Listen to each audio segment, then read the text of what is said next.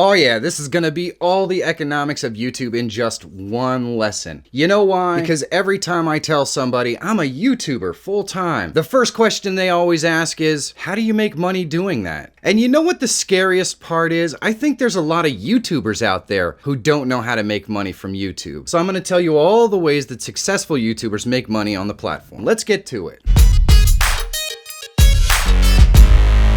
My name is Michael Fira Jr. and I make videos that help YouTubers grow in all aspects of YouTube. When you are a full-time YouTuber, you are an entrepreneur and you have to have an entrepreneurial mindset. What I mean by that is most entrepreneurs have multiple streams of income. Today I'm going to tell you about all the different streams. There are pitfalls to all of this stuff. And I'm going to tell you at the end the best way to start out. The one that everyone knows about is of course the partner program. This is the one where you have 1,000 subscribers and 4,000 watch hours, and then YouTube puts ads in your videos and you get paid a percentage of the ad revenue. And generally speaking, for successful YouTubers, this is actually a pretty small portion of their monthly income. Channel and video sponsorships are a fantastic stream of revenue. Generally speaking, if you have over 10,000 subscribers or so, vendors are going to start to contact you about sponsoring your channel or potentially you doing videos about their products. This is pretty freaking awesome, but you always have to keep in mind who your audience is. There isn't any point in creating a relationship or being sponsored by a company that doesn't do products that your audience is going to be interested in. Now, this is not a mechanic that people under 10,000 subscribers can experience. You're probably getting emails, if you have your email listed in your about page, from all kinds of different companies that want you to take a look at their products and maybe do a video. Most times this is just because they'll give you free product. But if you do a few of these and you track them, eventually you can say, look,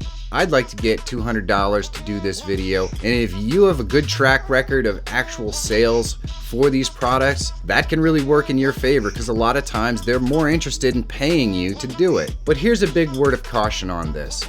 You want to make sure that the product serves your audience. I know in the short term it can hurt, but in the long term you're going to get paid a lot more to work with products that fit with your niche, and you're going to get much better results for your vendors as well. Another major stream of income for most big YouTubers is affiliate marketing. Now, the most common affiliate marketing program that you've probably already heard of is the Amazon affiliate program. And how this works is you can do a video or mention a product in one of your videos that you can leave a link in your description and people can go and check it out and buy it. This is a really effective strategy for all kinds of different channels. Whether you do health and fitness or beauty and makeup or outdoors or whatever, there are going to be products on Amazon that your audience will want, need, and desire, and that's the key. This can also be a really effective strategy if you do videos that are time related, like for Easter or Christmas or whatever. A tech channel can do the 10 best tech gift ideas for Christmas, and that video every year is going to come around and get views, and people are going to click on those links and you'll make money. And it doesn't matter how many subscribers you have, all you have to do is drive traffic to Amazon and you are golden. The other popular form of affiliate marketing is products and services, generally of a digital nature.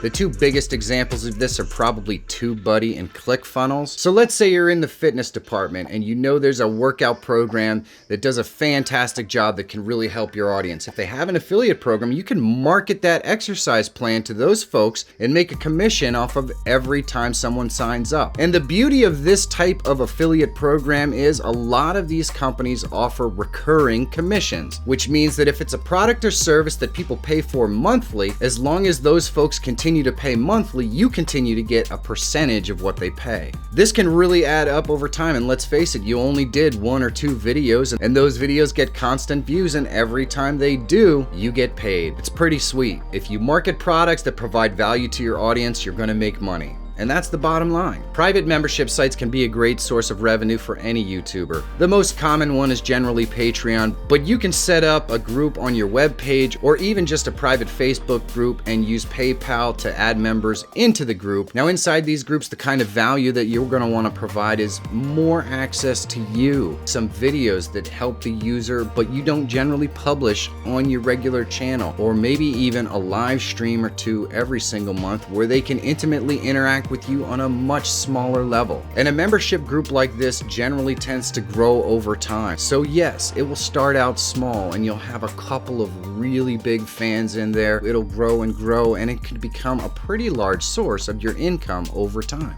Online courses can offer a great source of extra income for any YouTuber. Chances are you are in a niche where you have expertise in your field, and that expertise can equal money. A lot of times when we do videos, we certainly talk about the basics of each process, or we talk about this process and this process and this process, but we don't necessarily always link all those together. There is value in a course where a person can learn whatever process it is that you talk about on a regular basis from beginning to end in an educational way. The other great thing about doing an online course is there's all kinds of great distribution services like Udemy and a bunch of others that you can sell or market your online course from. Consulting, one-on-one coaching, and mentorship is a fantastic way to get closer to one or two of the folks that really love your content. Chances are in your niche, there's always going to be someone who wants to learn more or just wants to learn from you. Generally speaking, most people have a niche where they can teach folks the ins and outs of what they do. And a lot of times when you offer mentorship or coaching, it could be YouTube related. They really like how you edit. They want to understand more about your process. They want you to tell them how you do your SEO. One-on-one coaching, mentorship, and of course consulting is a great way to offer those services to the few folks out there who may be really interested in what you do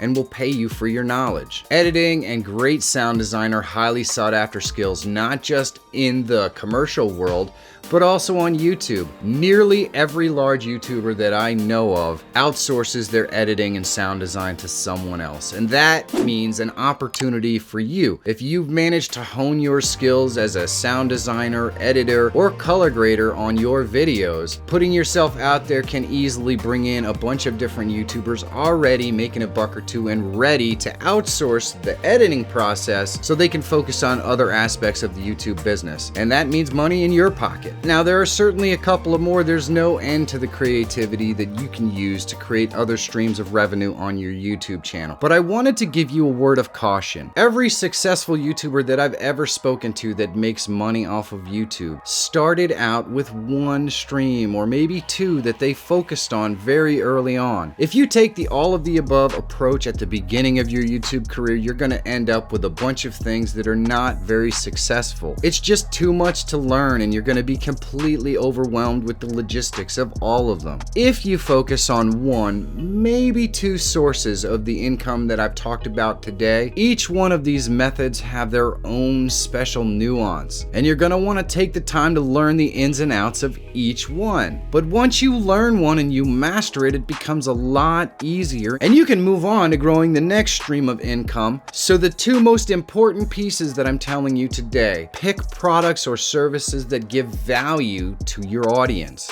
and you want to make sure that you market them in a way that you explain why these products are valuable to them and how they can help them. And the second most important thing is just pick one. Focus on the one stream of revenue and how you can market it and how your audience responds to how you're marketing it. If you struggle with audience engagement on your channel, you should check this video out right here.